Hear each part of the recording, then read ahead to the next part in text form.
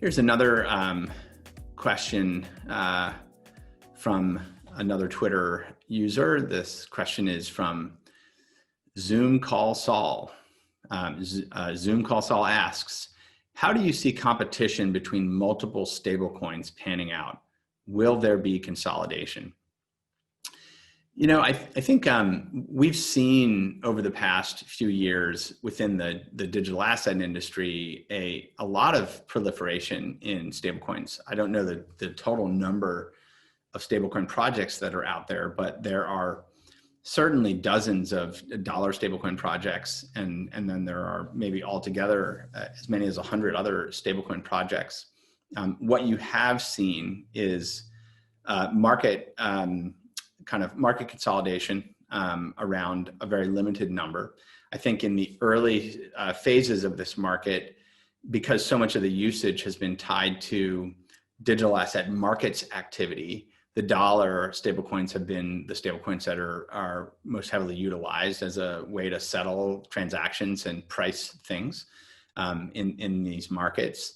And we've definitely seen a real separation of stablecoins that are really kind of leading the way and getting adoption from the broader ecosystem. So I do believe there'll be market consolidation. I don't necessarily think there's going to be consolidation of stablecoins themselves. I don't think you'll see one stablecoin project merging with another stablecoin project. I think much rather you're going to see just the share of the market kind of consolidate. And that's because it's really important, especially when you think about the internet, that there are standards that people can rely upon that allow things to be interoperable.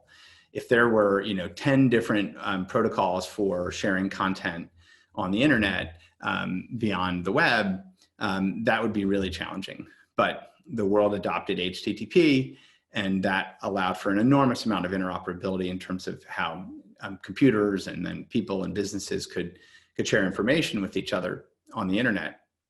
And I think with fiat digital currencies and their representation, whether you be a financial institution, a fintech, a merchant, a business, an individual, you're going to want to know that your digital dollar transactions kind of work everywhere. And so I do think that naturally the market will tend towards standards, and we're seeing kind of early, I think, versions of that right now.